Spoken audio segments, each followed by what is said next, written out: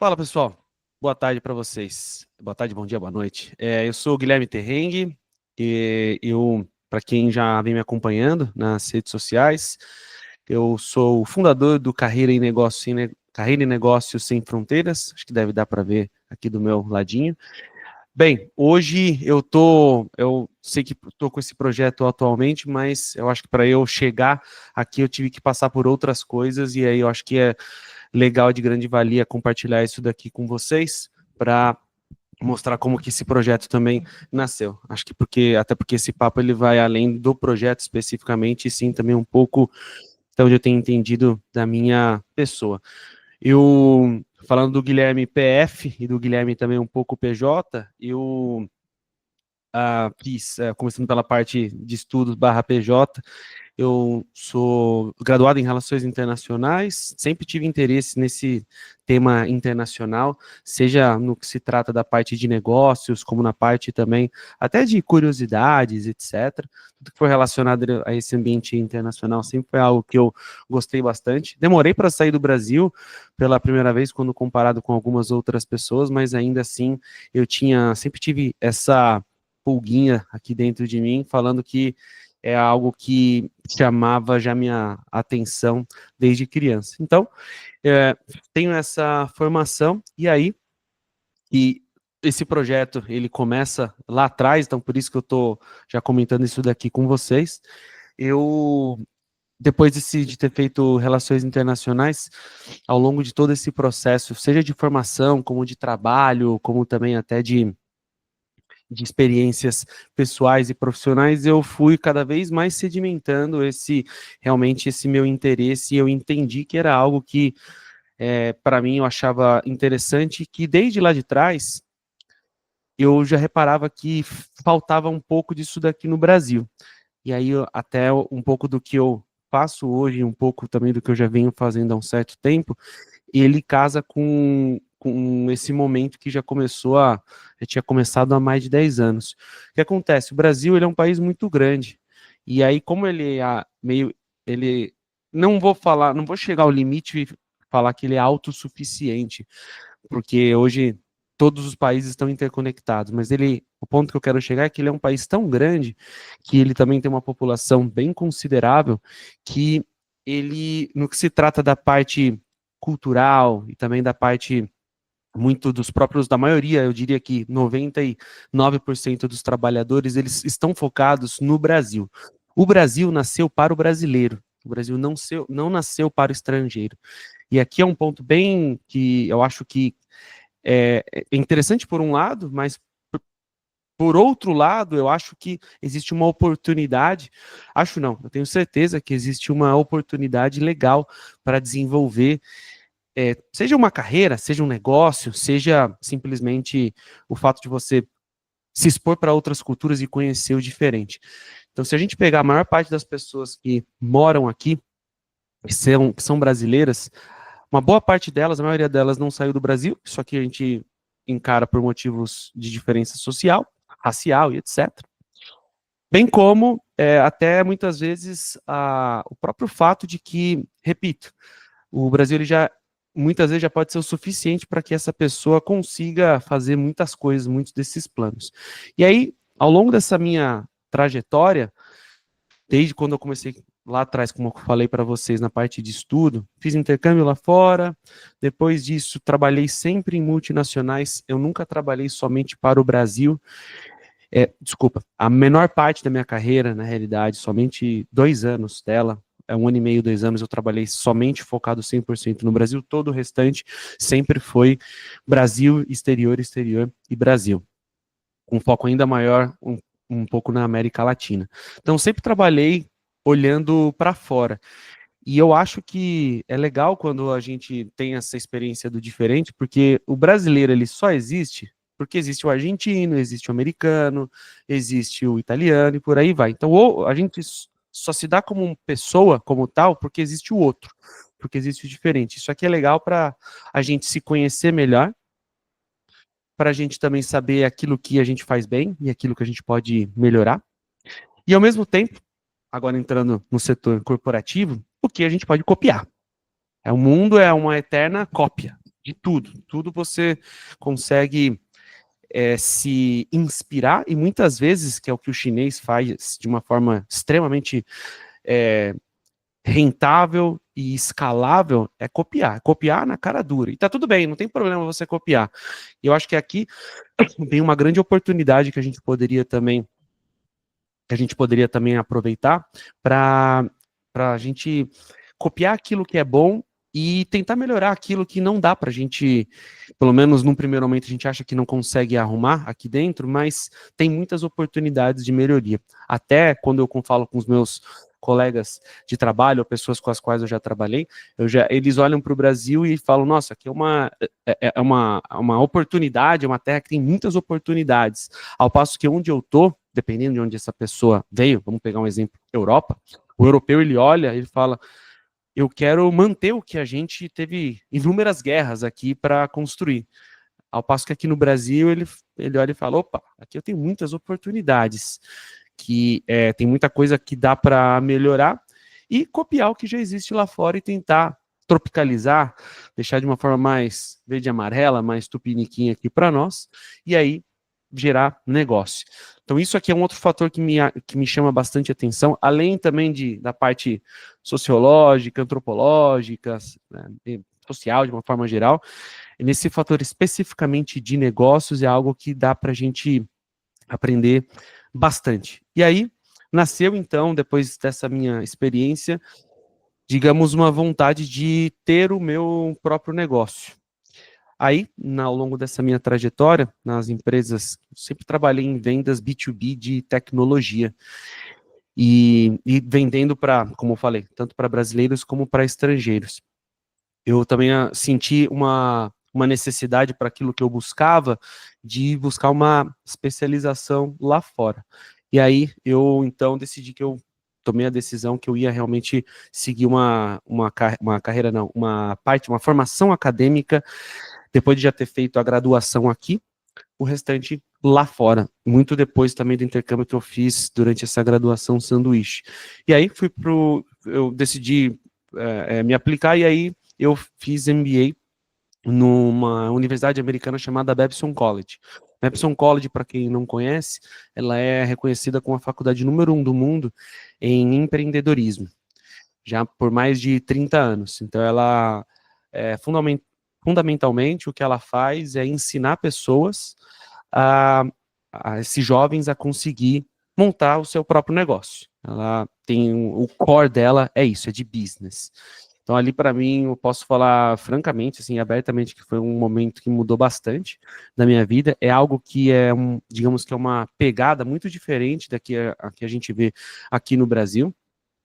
E eu acho que é legal a gente ser muito sincero conosco e falar, olha, às vezes é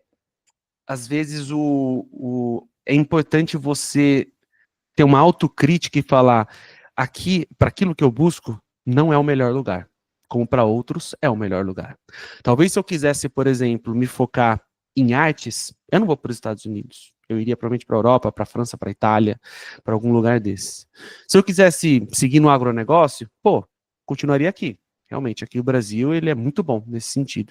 Se eu quisesse me focar na parte de segurança, principalmente segurança para meios de pagamento, bancário, poxa, o Brasil, ele é referência no mundo inteiro. Muito por conta da nossa realidade que a gente enfrenta aqui. E aí, a gente, digamos, está vários passos à frente de várias outras empresas e vários outros lugares, países no mundo afora, com relação a esse tema. Mas nenhuma dessas áreas era a minha área que eu queria atuar.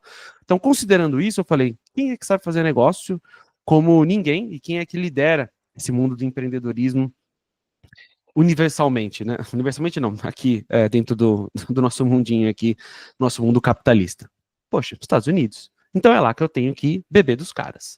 Então é por isso que eu decidi ir para lá. Eu reforço que é importante você ter essa crítica, essa autocrítica para você. Você quer beber dos melhores, você quer fazer o melhor para sua carreira, para sua vida, então você tem que mirar em quem está fazendo e dando certo. Não adianta você querer fazer algo ser nota 10 se você está se espelhando no nota 6. Então, é nesse sentido. E aqui eu também reforço que não não necessariamente lá vai ser melhor em tudo.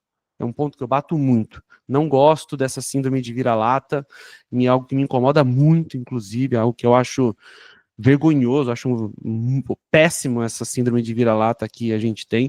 É algo que até nos meus próprios conteúdos eu bato muito e que eu não acredito que seja a melhor forma de a gente se valorizar como Brasil, como, poxa, a gente é uma das top 10 economias do mundo, então só daqui, só de largada, a gente já fica à frente de muita gente.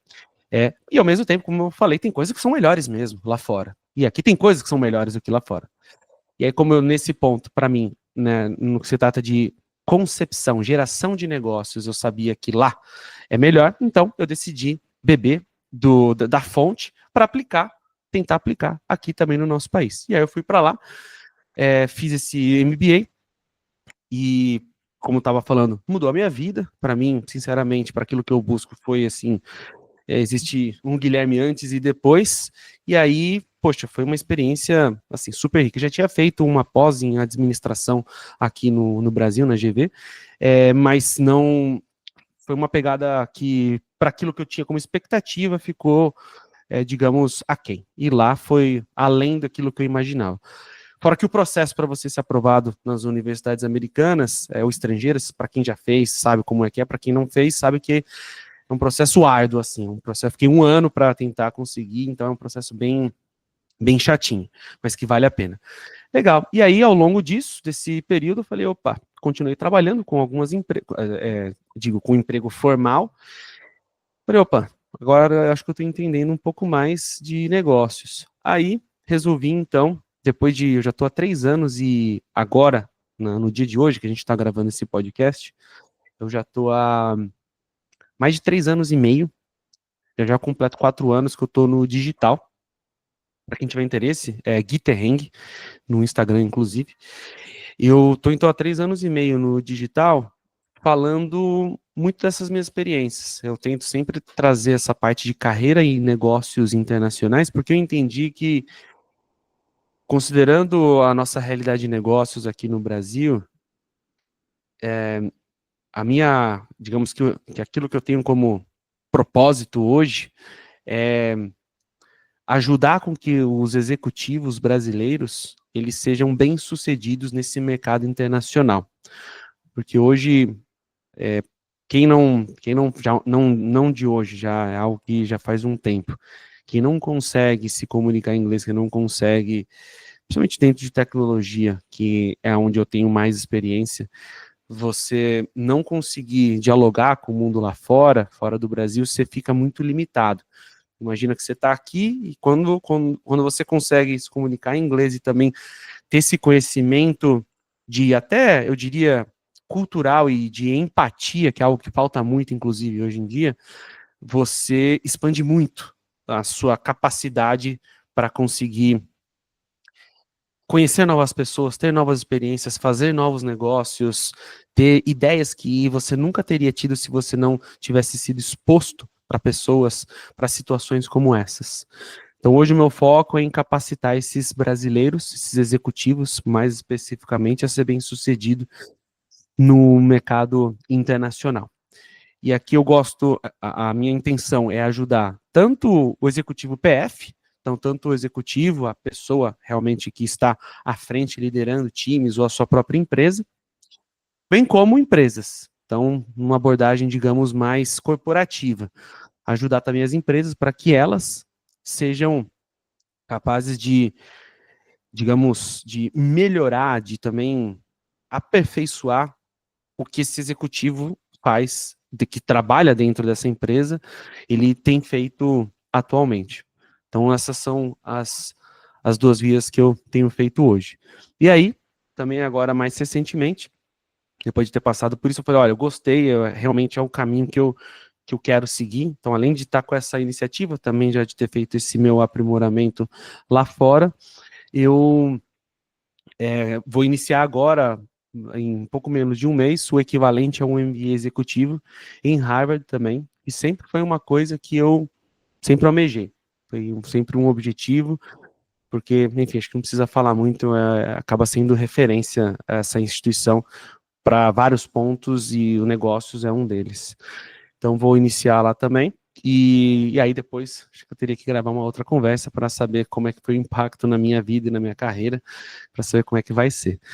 Mas assim, hoje por hoje, é basicamente isso. E aí eu acho que de aprendizado que eu posso compartilhar também, além desses que eu já falei, para nós aqui, para título de aprimoramento pessoal e profissional, a primeira coisa que eu vou reforçar e que os meus próprios amigos que são estrangeiros, e para quem tiver interesse mais sobre esse assunto, o nome do podcast que eu tenho feito atualmente chama-se Carreira e Negócios Sem Fronteiras, que tá até daqui do ladinho. Ali eu falo com vários executivos brasileiros e não brasileiros, está 100% em inglês os conteúdos, pelo menos até então, e todos os estrangeiros que eu trago, eles falam português também, então você consegue tranquilamente entender. E eles são também quase que unânimes ao constatar que o brasileiro realmente tem essa síndrome de vira-lata, e que não é algo somente da nossa cabeça. A gente tem essa síndrome. E eu reforço que a gente não pode ter essa síndrome. Eles olham para cá e eles falam, nossa, como que o brasileiro é trabalhador, como que tem um grandíssimo, gigantesco potencial aqui, temos diversos problemas, que aqui é chovendo molhado. Aqui eu não preciso falar os problemas que a gente tem, porque nós mesmos já sabemos aquilo que a gente precisa melhorar, aquilo que a gente tem que fazer. Mas tem um ponto bom também. Aliás, os pontos bons. Tem inúmeros pontos bacanas que a gente pode fazer aqui, seja dentro do ambiente de negócio, como também fora dele. Aqui no Brasil, a gente tem pessoas muito, muito bem capacitadas, que inclusive são requeridas por empresas estrangeiras, que vão trabalhar essas pessoas lá fora, porque sabe que está contratando um bom profissional. Então aqui o negócio é saber que somos competitivos para quem tem esse aprimoramento. É uma questão aqui de meio que de psicológico mesmo, de falar, eu não sou um vira-lata, né? E na realidade, se a gente olhar, se a gente conseguir separar o vira-lata, o conceito do vira-lata com a sensação, nós somos vira-latas no sentido de mistura. O brasileiro, ele é da mesma forma que o americano, eu posso falar, ele o novo mundo é um vira-lata, um grande vira-lata, se a gente, no limite, for analisar no limite. O vira-lata, ele é uma mistura, ele não tem uma coisa, ele é uma mistura de várias coisas. Então, qual o problema de ser vira-lata nesse sentido? O problema é o que a gente carrega com essa síndrome, que não é nem síndrome de vira-lata o nome. Talvez eu acho que o nome correto seria síndrome de inferioridade, que é aqui que eu discordo veementemente, que a gente não pode ter. Somos uma democracia, ainda que recente, comparativamente com outras nações, sim, mas somos uma democracia. Temos ali um certo índice de desenvolvimento humano, um certo também índice social que não é dos melhores, mas a gente não está falando dos piores. Temos índices educacionais que tem que melhorar muito, tem muito, mas ao mesmo tempo temos ótimos índices, como fala de pós-graduação também, de pessoas que, quando essas pessoas obtêm esse conhecimento, que conseguem também ter aqui, elas conseguem também ser pessoas super super capacitadas. Então a gente também tem coisas muito boas, e principalmente se a gente olhar para o lado. Quando eu falo olhar para o lado, a gente não precisa nem muito longe, a gente não precisa ir em continentes como a África, que a gente sabe das condições precárias que tem ali, e outros países também na Ásia. Não, a gente pode olhar aqui na América Latina mesmo. Brasil, América Latina, ele é uma referência.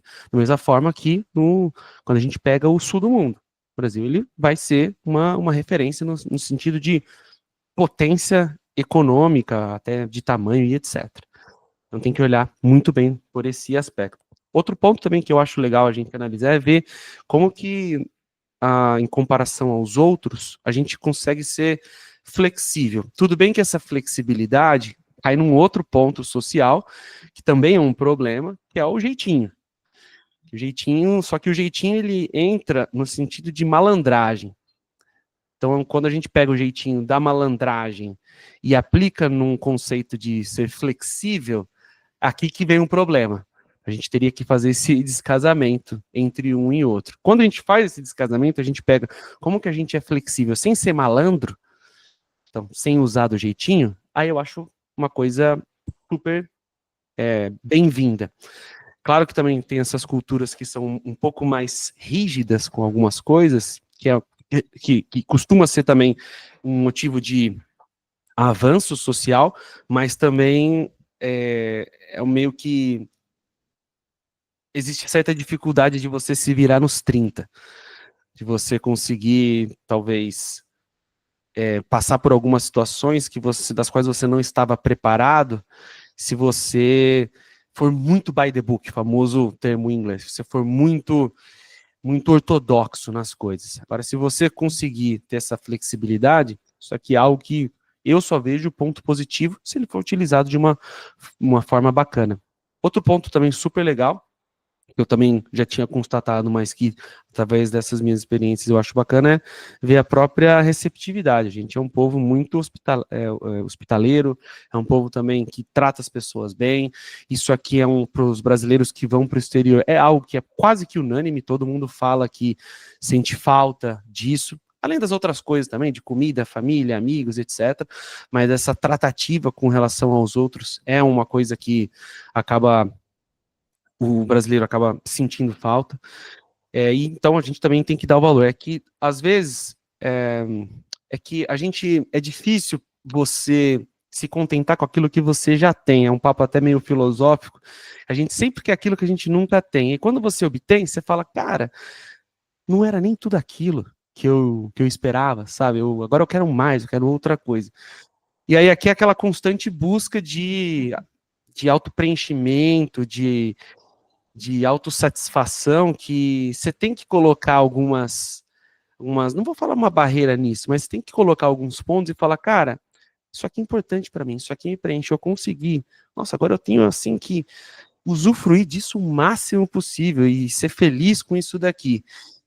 E se você olhar, desculpa, aliás, antes de continuar, até porque a grama do vizinho vai ser sempre mais verde, né? Então, isso aqui é válido até para quem vem de países de primeiro mundo, tá bom? Eles também nunca estão 100%, digamos, satisfeitos com aquilo que ele já tem. Eles sempre vão reclamar de alguma coisa. E a gente não é diferente, né? A diferença é que, além disso, a gente coloca essa sensação de inferioridade.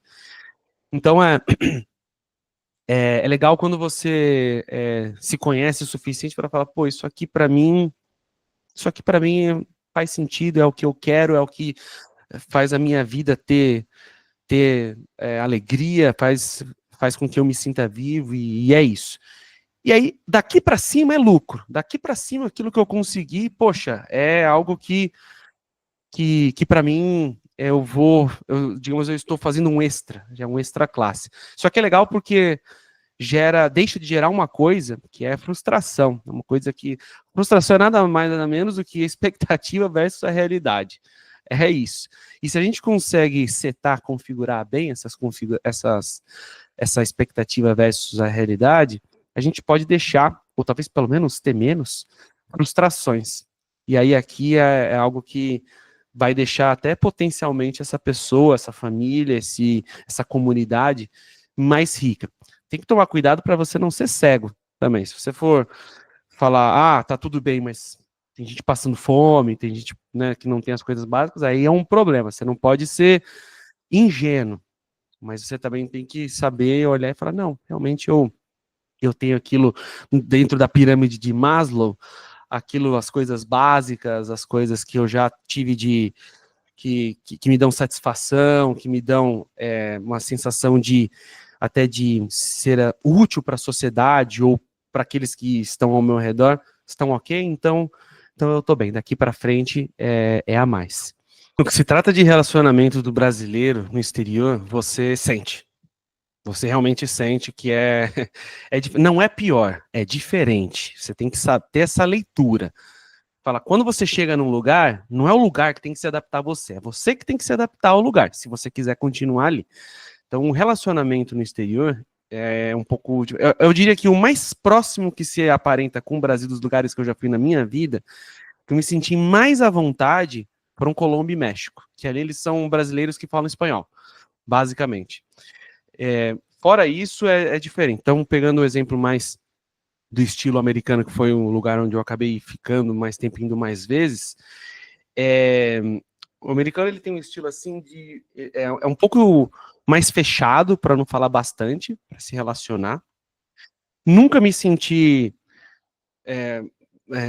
como fala? Nunca senti nenhum preconceito com relação a mim, nada de xenofobia, nada. Até porque, de forma geral, o brasileiro é sempre ele de uma forma bem geral mesmo, via de regra, o brasileiro ele é visto com bons olhos. Por isso que eu acho que essa síndrome de vira-lata cai muito por terra, entendeu? Ainda mais. O brasileiro, quando ele vai para o exterior, ele é visto como uma pessoa simpática. Eu já escutei até histórias de jornalistas que estavam em ambientes de guerra, jornalistas de guerra brasileiros. Histórias assim, você fala, nossa senhora, como é que esse cara tá. Não era nem para ele estar me contando essa história, porque ele poderia ter sido morto ali naquele momento. E ele, o jornalista já tinha sido abordado pelo. Não era terrorista, era o grupo que estava em batalha junto contra um outro no Oriente Médio, não me lembro qual. E o cara tava com uma arma nele, falou assim: não, não, não, não, eu sou jornalista brasileiro, eu só vim aqui cobrir. E aí ele falou: ah, Brasil? Ah, sim, sim. Ah, sim, Ronaldinho, não sei o quê. Então, assim, ele brinca, ele fala que a nação, o Brasil, com muitas aspas, o salvou de ter sido morto ali. Então, claro, tem também um pouco de xenofobia em alguns outros lugares, que a gente já vê, principalmente em Portugal, acho que é o que acontece, né? Acaba acontecendo, aliás, de uma forma mais comum, mas, via de regra, o brasileiro, ele é bem quisto, é visto como um cara simpático, né? E aí, nos Estados Unidos, cara, olha, eu nunca tive, de novo, nenhum caso assim de xenofobia, mas eu senti dificuldade. Mas eu sei que não sou eu, Guilherme, eu brasileiro. É, é até um americano com ele mesmo, entre eles mesmos.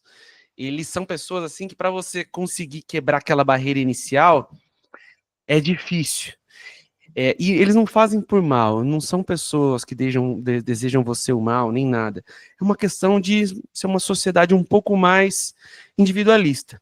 E aqui eu sei que o lado bom dessa história, que eu também vivi por você ser uma sociedade desse estilo, nessa maneira, é que eles estão um pouco ligando para você, porque se você, por exemplo, estiver andando, e eu já vi isso, com, sei lá, de pijama no mercado, no shopping, eles vão falar, cara, esse cara ele tá assim, de paletó, sabe, gravata, não tem, eles não ligam. Isso é uma coisa que, para nós, é muito estranha, né? É isso mesmo. Lá eles estão um pouco ligando para você. E assim, tem um lado bom da história, que você pode fazer o que você quiser ali. Eles são muito liberais nesse sentido. Tem alguns estados que são mais conservadores, sim, mas esses outros estados que é o caso da maioria, até os estados mais conservadores não são assim tão conservadores quando comparados com outros lugares, dentro aqui do próprio Brasil mesmo. Então, nesse sentido de você ser mais para frentex, como é o caso deles, poxa, eles são super para frentex. Só que aí isso vem por um preço, que é você simplesmente ter um simples descaso pelo outro em alguns momentos. E se você quiser fazer algo duradouro, é difícil. Aí vem a contrapartida. Eu só tenho um amigo, eu só consegui fazer um amigo realmente. Falo, cara, eu falo com essa pessoa mesmo. Um amigo americano ali. Que eu tenho um contato dele no WhatsApp, a gente conversa e a gente vai até falar semana que vem. Mas, cara, quando você quebra essa barreira, o cara se abre para você. Você fala, não é possível que você é tudo isso, ou que você segura tudo isso e não compartilha, sabe? É incrível como que quando você perfura ali imagina que a gente tem. O brasileiro, ele tem aqui do nosso lado, no sentido até físico, a gente tem uma barreira muito pequena. Imagina que o meu corpo ele é maior do que o que ele é. Ele tem meio que um quadrado, sabe? Ele é quase rente ao meu corpo. O espaço do americano, ele vai ser meio que a gente de braço aberto. Então, o espaço ali físico, sabe, é muito maior. Mas uma vez que você consegue ultrapassar aquilo, putz, é muito bacana. E você vê que eles, num primeiro momento, são super superficiais mesmo, são bem assim, rasos nas interações, mas uma vez que ele ganha sua confiança, putz, é super bacana. Eles confiam em você, falam com você, chama pro aniversário do filho, chama também para mais assim, momentos pessoais. Mas ainda assim você sente algumas coisas de, aqui no Brasil a gente fala, o aniversário começa às 4, todo mundo começa a chegar umas 5, 6 horas. Lá, assim, às 4 horas chega, e assim, é das 4 até, sei lá, às 7. É das 4 até às 7. Festa de final de ano da firma, né, das empresas, é das 8 até meia-noite. E às 11 acaba o álcool, tá bom? É assim, é certinho. Essa parte de ser bem by the book, por um lado, eu acho, de novo, muito bacana. Porque isso dá ordem, dá disciplina, dá menos confusão, dá organização. Mas por outro lado, você fala, poxa, né? Para que tanto assim, ser tão severo, né? Vamos ser um pouquinho mais permissível. Então, esses dois lados. Mas assim, isso com os americanos. E fora os americanos, os latinos, principalmente como eu falei, o colombiano e o mexicano são super parecidos com a gente. Me sinto super à vontade, igualzinho. A única diferença vai ser realmente o idioma. No caso do europeu, assim, que você fala europeu, ele até meio que se machuca, porque o italiano vai falar, tá, eu sou europeu, mas não tem nada a ver com o francês. E realmente tem algumas diferenças, né? Então é difícil você falar o europeu, né? Teria que ir nação por nação, país por país. Vou pegar o exemplo no caso da Itália, porque eu tenho mais contato, também sou cidadão italiano, e aí eu acabo tendo mais proximidade. Ali, no caso deles, a gente brinca, a gente fala, mas, pô, o italiano, ele é super... E realmente é super festeiro ali, etc., de ser muito aberto, mas tem muitas peculiaridades também, não ele é algo mais... É o jeito, nunca é na maldade, algo um pouco mais, assim, combativo, sabe? Um pouco mais firme na hora que vai falar. Você fala que ele tá pé da vida com você. Eu acompanho a Globo da Itália, chama-se RAI, RAI. E aí, às vezes eu acompanho e imagina aqui uma conversa de jornalistas abordando um tema aqui no Brasil. Às vezes o pessoal, eles tratam, eu já escutei isso, eles tratam com informalidade, temas que são formais. Então tem muito disso de informalidade aqui na tratativa com o outro. Lá, além de ser informal, parece que é agressivo, mas ele não está sendo agressivo. Nada agressivo, ele só está realmente conversando, é o jeito. E aí, para quem olha de fora, e eu mesmo já passei por alguns momentos, eu falo, nossa, né? Não, mas calma, eu só quero conversar com você, né? Mas ele tá conversando, ele fala, não, mas eu tô conversando. Mas você pensa que é agressivo. Inclusive, isso aqui é um outro ponto interessante. O Brasil é um país informal, de via de regra. Ele só vai ser mais formal, eu acho que em ambientes muito específicos, jurídicos em alguns momentos, políticos em alguns momentos também. Mas até no ambiente de negócios, que é um ambiente onde eu estou mais familiarizado, ele é informal. Até eu entrevistei uma amiga minha francesa, que ela falou, nossa, quando eu vim para cá para o Brasil, ela já é brasileira também, tem até cidadania brasileira. Ela falou, nossa, cheguei no Brasil, achei estranho, porque cumprimenta muito próximo, conversa sobre coisas da vida, da minha vida pessoal, e trata de você, e não de senhor ou senhora, é algo muito informal. E realmente, é uma característica da nossa cultura, você já ser informal, mais, entre aspas, assim, expansivo, falar um pouco também até da vida pessoal, e que para o gringo, quando ele olha de fora, ele fala, opa, sabe, já até recebi também feedback de amigo meu americano, não me lembro a temática, mas quando eu fiz uma pergunta mais pessoal, e ele já era um amigo que já era assim, mais de um ano, ele já morava aqui no Brasil, aí eu fiz uma pergunta mais pessoal, não me lembro que ele, epa, peraí, não, calma, não, isso aí não, sabe, eu fiquei até meio constrangido com essa reação dele. Mas tem que respeitar, é a cultura diferente ali da pessoa e faz parte. Você vive outras partes também, os momentos engraçados, compartilhando uma história engraçada no ambiente corporativo que aconteceu comigo. É engraçado depois que passa, mas na hora que acontece é um pouco constrangedor. Estava negociando com um indiano, e aí ele estava para vir para o Brasil, aí nessa conversa com o indiano, eu falei, pô, cara, que legal, quando você chegar, chega o tal dia, poxa, bacana, vamos fazer um tour aqui pela cidade, e eu também vou te levar para conhecer parte da cultura, tal. Aí, poxa, a gente pode ir numa churrascaria, que é uma churrascaria super famosa aqui, indiano, churrasco. Indiano não vai comer carne. hindu. E aí eu falei, e aí eu tava com outro amigo russo também, né, nessa conversa. E aí ele mandou uma mensagem assim, ele falou assim, putz, Gui, cara, indiano, eu acho que ele não vai comer carne. Aí eu, meu Deus, que gafe absurda. Aí depois, mas ele não falou nada, passou. Aí quando a gente se encontrou ao vivo, falei, cara, me desculpa, eu sei que eu errei, mas eu errei tentando acertar. Aí ele deu uma risada, aí ele falou, não, não, fica tranquilo. Na verdade, e é uma curiosidade também, eles comem outras carnes que não seja carne, né, de vaca, carne vermelha de uma forma geral. E ele não era tão hindu assim, e ele já era mais, nas palavras dele, mais cosmopolita, mais global. Então ele comia às vezes, não tinha muito costume, porque não tem muito lá, mas ele comia e etc, né? No final das contas não foi na churrascaria comigo, mas foi uma experiência interessante. Uma outra também experiência com uma americana barra indiana também, porque tem bastante indiano lá, e eu fui cumprimentá-la, normal, geralmente aqui no Brasil você cumprimenta, né, dando a mão para o homem e para a mulher, você, né, dá um beijo, em São Paulo pelo menos é só um beijo no rosto, né, em outros lugares são 2 beijos. E, poxa, foi assim que eu fui fazer, aí eu cumprimentei o marido dela, né, com a mão, aí fui cumprimentá-la também, aí ela esticou, já deu uma distância, sabe, deu uma mega distância e esticou o braço, assim, para mim, dando a mão também, né, e eu fiquei com o rosto ali, assim, né? Opa, tá, entendi. Aí eu fiquei meio sem graça, porque como já é americana, né? A americana também costuma cumprimentar, dependendo, tá? Não são todas, da mesma forma que a gente faz aqui, mas nem sempre. Na dúvida, dá a mão só e é isso, você não vai falhar. Isso é uma outra situação.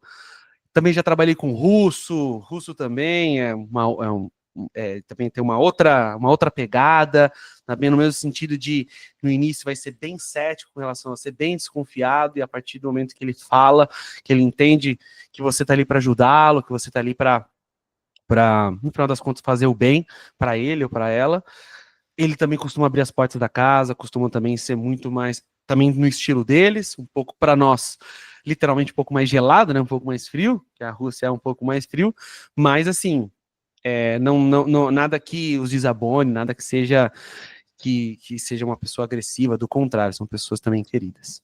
A família é pilar, independentemente da sua visão ser conservadora ou ser mais progressista, a família ela é pilar é, aqui indo além dos costumes, não estou falando de costume, estou falando de você ter uma estrutura familiar. Estudos dizem que quando você tem uma estrutura familiar forte, você, e saudável, é claro, você tende a ser uma pessoa mais, talvez, não é mais bem sucedida, mas mais feliz. E a alegria só é alegria se ela for compartilhada. E se você é próximo da sua família, você pode compartilhar com eles, que não vai ter ninguém, além deles mesmos, que vão querer o seu melhor.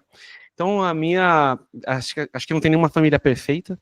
Já todo mundo passa por altos e baixos, passa por dificuldades, pontos bons, pontos que não são tão bons, mas que no final das contas, o elo familiar, que é o mais importante, não acaba nunca.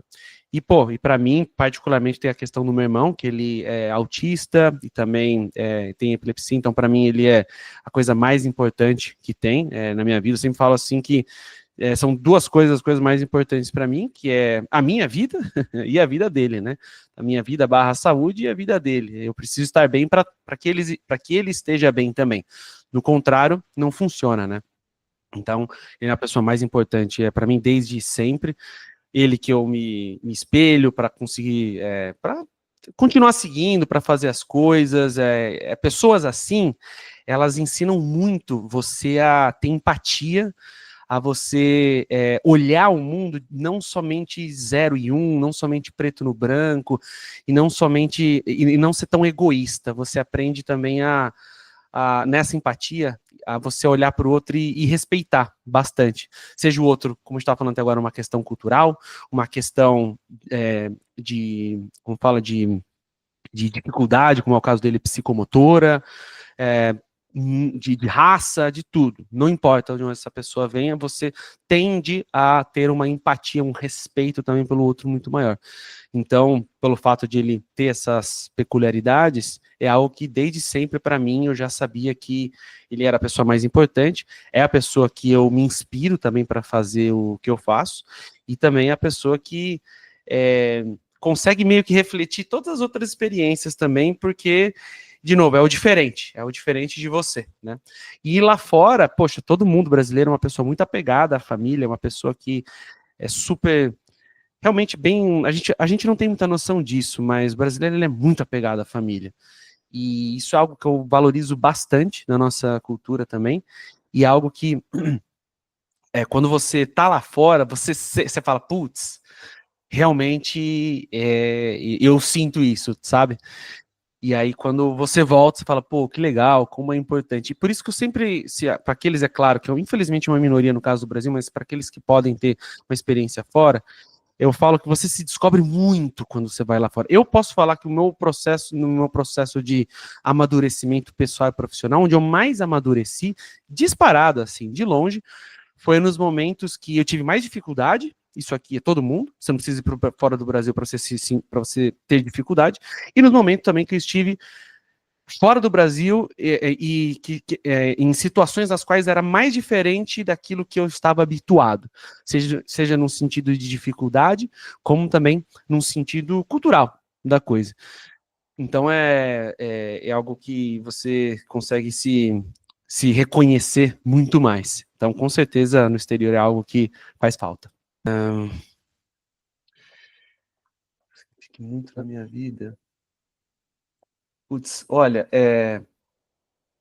pô, acho que acho não, quando o meu irmão falou que me amava. Ele sempre me fala, né, mas assim, teve um momento específico que ele falou que foi uma coisa que marcou pra mim, então foi isso.